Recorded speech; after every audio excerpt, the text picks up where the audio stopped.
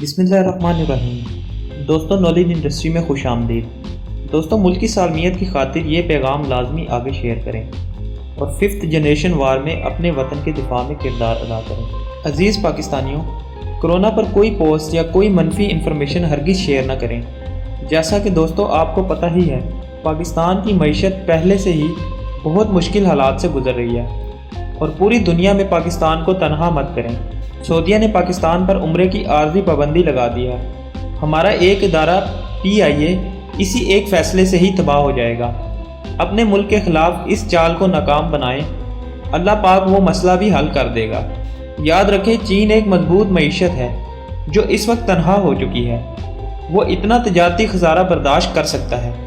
और दूसरा मुल्क ईरान, इसके पास तेल है। तेल में भी कभी कोरोना नहीं आएगा क्योंकि ये यूरोप की ज़रूरत है, इसलिए ईरान भी बर्दाश्त कर लेगा।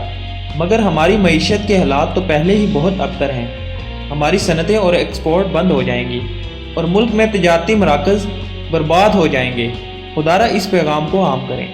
अल्लाह हमारी मदद फरमाए।